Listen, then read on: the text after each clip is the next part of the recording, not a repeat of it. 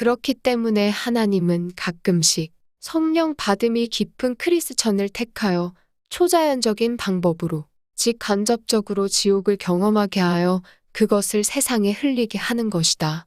이러한 내용이 100% 진실임에도 사탄은 여전히 이러한 사실을 막고 속이고 있으며 하나님을 모르고 살았거나 제대로 믿지 않은 신자들은 스스로 책임져야 한다. 따라서 더 이상의 사탄의 노예가 되지 않겠다면 목숨 걸고 사탄과 대적해야 한다.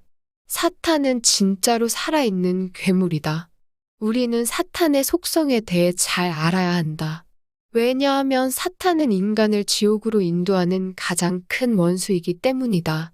10년 전 나와 친하게 지내던 목수가 있었다. 그는 술과 돼지고기를 아주 즐겨 먹었다. 목수 일이 끝나면 둘이서 연탄불에 생삼겹살과 소주 한 잔 하는 것이 유일한 낙이었다. 그런데 불행이 찾아왔다. 어느 날 아침 그 친구가 현장에 보이지 않았다. 언짢은 소식을 듣고 찾아가 보니 뇌경색으로 반신불수가 되어 있었다. 그는 크게 좌절했다. 그 후 재활치료를 통해 예전 모습을 되찾고 싶어 수개월 동안 무척 애를 태웠다. 그런데도 희망이 없자 비관적인 삶으로 바뀌었다. 나는 그때 하나님에 대한 믿음은 적었지만 여전히 내 마음속에는 주님의 사람이 되어야 한다는 생각은 늘 하고 있을 때였다. 나는 그 친구에게 하나님을 믿을 것을 권유했지만 불교를 믿는 상태라 쉽지 않았다. 사탄은 그를 놔두지 않고 파멸에 이르게 할 작정이었다. 사탄은 그에게 주문한다.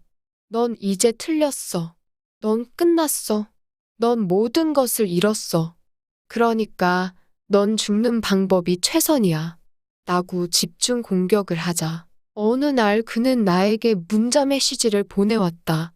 이 형, 다음 전화할 때는 나는 이제 이 세상에 없을 것이요. 라는 내용이었다. 그 뒤 수차례에 걸쳐 자살하면 안 된다. 비록 몸은 망가져도 전화위복이란 말이 있지 않소. 새로운 기회일 수도 있으니 하나님 믿고 새로운 삶을 살자. 라고 했지만 그는 50대 초반의 저 세상으로 갔다.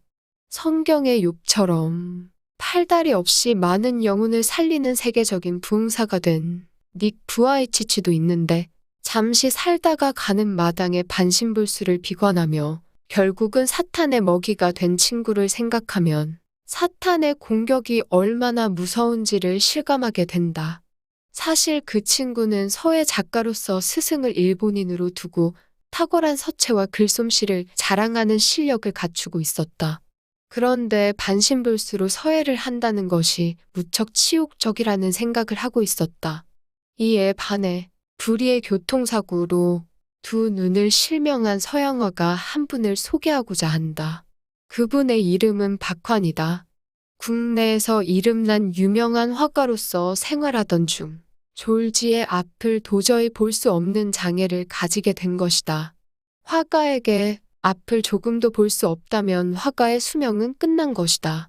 완전 실명의 장애는 반신불수와 비교해 훨씬 비관적이다. 가족과 같이 있지 않으면 혼자 생활하는 것 자체가 불가능하다. 그러니 본인의 심정은 어떠하겠는가?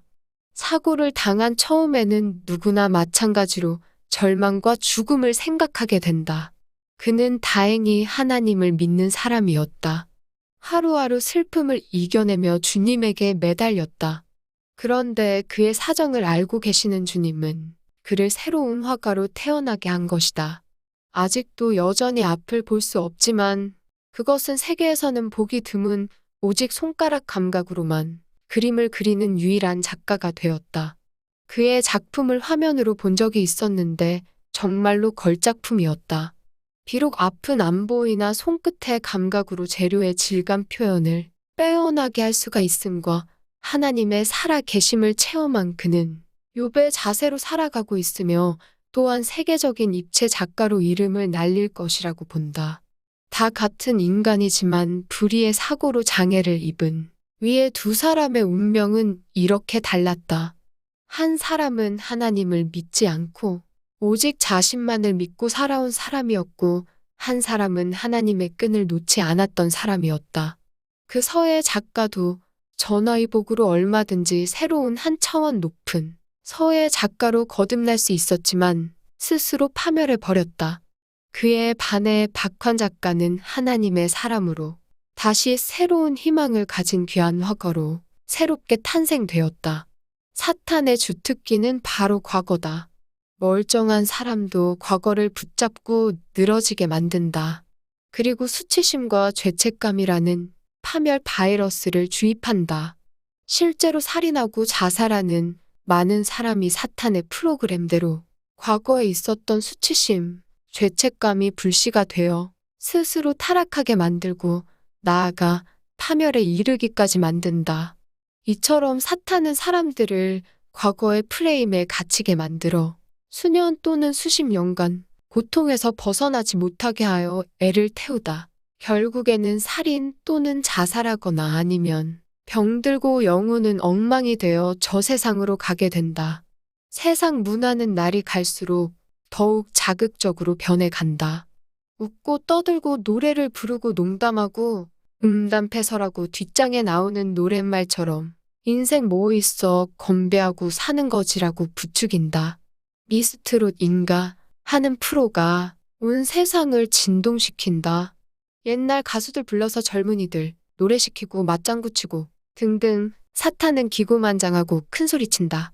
너희들 다 죽었어. 라고 말이다. TV와 인터넷은 사탄의 최고의 작품이다.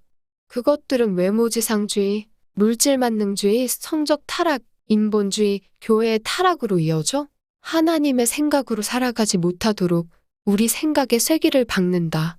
그래서 세상 사람들은 남녀노소 세상 뭐 있어 한잔하며 사는 거야. TV 보며 사는 거야. 고통도 슬픔도 다 지나면 끝이야. 그들은 사탄의 위로를 받으며 그렇게 살아간다. 사탄에 대적하기 위해 근신하라 깨어라. 너희 대적 마귀가 우는 사자같이 두루다니며 삼킬 자를 찾나니. 베드로전서 5장 8절. 이 말씀을 잘 새겨야 사탄의 속임에 넘어가지 않는다.